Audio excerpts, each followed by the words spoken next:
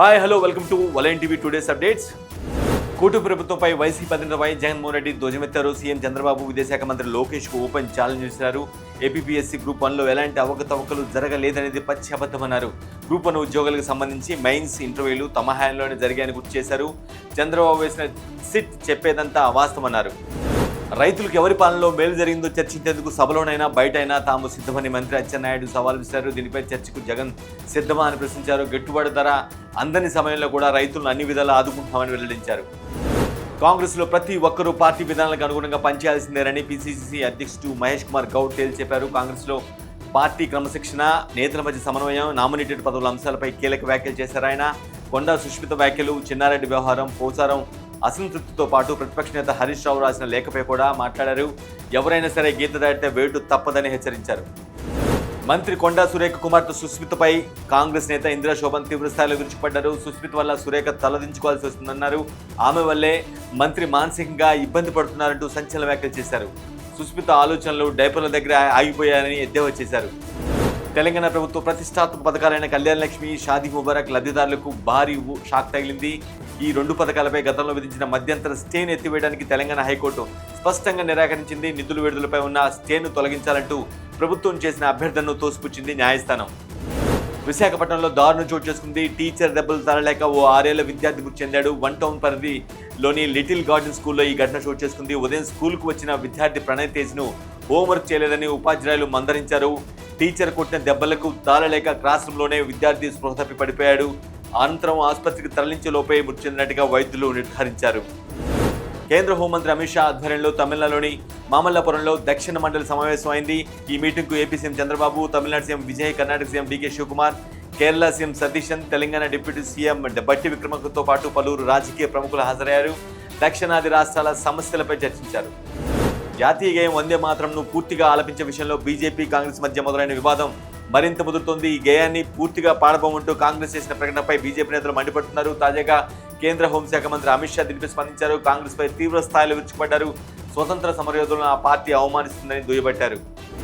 కాంగ్రెస్ అగ్రనేత సోనియా గాంధీ జీవిత ప్రయాణంపై belonging a journey of love పేరిట రాసిన 544 పేజీల ఆత్మకథ నవంబర్ 10న పాఠకుల ముందుకు రానుంది. తన మాతృమూర్తి జీవిత కథ పుస్తక రూపంలో రానున్న నేపథ్యంలో రాహుల్ గాంధీ భావోద్వేగానికి గురయ్యారు. రాజీవ్ గాంధీ జయంతి సందర్భంగా నాన్న తన అందమైన సోనియాను చూసి గర్వంగా నవ్వుతూ ఉండొచ్చని రాహుల్ అన్నారు.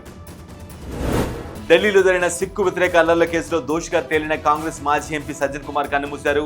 తీహార్ జైల్లో జీవిత ఖైదీ అనుభవిస్తున్న ఆయన్ను ఉదయం హుటాహుటిన సఫ్దర్జంగ్ ఆసుపత్రికి తరలించారు. అయితే అప్పటికే సజ్జన్ మృతి చెందినట్లుగా వైద్యులు ధృవీకరించారు. అమెరికా అధ్యక్షుడు డొనాల్డ్ ట్రంప్ తమ దేశంపై ఆర్థిక యుద్ధం ప్రకటించడాన్ని ఇరాన్ తీవ్రంగా ఖండించింది. భారీగా అప్పులు, విపరీతంగా పెరిగిపోతున్న వడ్డీ ఖర్చులు వంటి స్వీయ సంక్షోభాల నుంచి దృష్టి మళ్లించే చర్యగా దీనిని అభివర్ణించింది. విఫలమైన విధానాలను కొనసాగించడం వల్ల మున్ముందు కూడా ఓటమిని, ఇరాన్ ప్రజల శత్రుత్వాన్ని మూటగట్టుకోవడం తప్ప ట్రంప్ సాధించింది ఏమీ లేదని అన్నారు ఆ దేశ విదేశాంగ మంత్రి. ఇరాన్పై సైనిక దాడులు కొనసాగిస్తున్న అమెరికా ఇప్పుడు ఆ దేశ ఆర్థిక జీవనాధారంపై దెబ్బ కొట్టేందుకు సిద్ధమైంది. టెహ్రాన్ను ఏకాకిని చేయడమే లక్ష్యంగా మరో కొత్త ఎత్తుగడతో రంగంలో దిగింది. ఇరాన్కు సాయం చేసే దేశాలు ఆర్థికంగా తీవ్ర పరిణామాలు ఎదుర్కోవాల్సి వస్తుందని స్వయంగా అమెరికా అధ్యక్షుడు ట్రంప్ హెచ్చరించారు. కెన్యాలో వీఐపీలు ప్రయాణిస్తున్న ఓ హెలికాప్టర్ కూలిపోయింది. ఈ ఘటనలో 7 మృతి చెందారు. వారిలో 5 అమెరికన్లు ఉన్నట్లు అధికారులు తెలిపారు. మృతుల్లో ఈక్వెడార్ జాతీయ ఇంటెలిజెన్స్ చీఫ్ మెషల్ సెన్సీ కొంటుగి, ఆయన భార్య కూడా ఉన్నట్లు వెల్లడించారు. దేశీయ స్టాక్ మార్కెట్ సూచీలు రాణించాయి. దీంతో వరుసగా 7 రోజులు నష్టాలకు బ్రేక్ పడింది. గురువారం సెషన్లో సూచీలు భారీ లాభాల్లో ముగిశాయి. అమెరికా బాండ్ల రాబడులు తగ్గడం మార్కెట్ సెంటిమెంట్ను బలపరిచింది. విదేశీ మదుపర్లు పెట్టుబడులు కలిసొచ్చాయి. రియాలిటీ, ప్రైవేట్ బ్యాంక్, ఐటీ షేర్లలో కొనుగోలు సూచీలకు దన్నుగా నిలిచాయి. ప్రముఖ మొబైల్ కంపెనీ వివో అనుబంధ సంస్థ ఐక్యూ తన జెడ్ సిరీస్లో ఒక కొత్త స్మార్ట్ ఫోన్ విడుదల చేసింది. ఐక్యూ జెడ్ 11 పేరిట ప్రత్యేకంగా విద్యార్థుల అవసరాలను దృష్టిలో పెట్టుకుని ఫీచర్లను జోడించి అందుబాటులో తెచ్చింది. జెడ్ సిరీస్లో తొలిసారిగా 3500 square MM vapour chamber cooling system అమర్చారు. 3 ఏళ్ల ఓఎస్ ప్లస్ 5 ఏళ్ల సెక్యూరిటీ అప్డేట్స్తో వస్తుంది ఈ ఫోన్.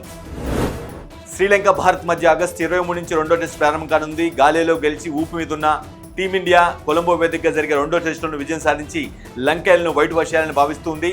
లంక టూర్ కోసం తొలిసారి టెస్ట్ జట్టు నుంచి పిలుపొందుకున్న ఆల్రౌండర్ సారాంశ్ జైన్ కొలంబో టెస్టులో అరంగేట్రం చేయడం ఖాయంగా కనిపిస్తుంది. అతడు తుది జట్టులో చోటు దక్కించుకునేందుకు బలమైన అవకాశాలున్నాయి. తమిళనాడులో జరిగిన స్వతంత్ర దినోత్సవ కార్యక్రమంలో సీఎం విజయ్కు నటి త్రిష సెల్యూట్ చేయడం తీవ్ర చర్చకు దారితీసింది. ఈ అంశం రాజకీయంగా దుమారం రేపింది. అయితే నటి సంజన దీనిపై స్పందించారు. ధైర్యం ఉంటే విజయ్ పాలన గురించి మాట్లాడాలని స్పష్టం చేశారు. ఆయన విజయవంతమైన రాజకీయ ప్రయాణాన్ని ఓర్వలేకనే కొందరు వ్యక్తిగతంగా దాడికి పాల్పడుతున్నారని సంజన విమర్శించారు. ఇవి ఇవాల్టి వలెన్ టీవీ టుడేస్ అప్డేట్స్. రేపు మరిన్ని వార్తలతో మళ్ళీ కలుద్దాం. అప్పుడు చూస్తుండండి వలెన్ టీవీ.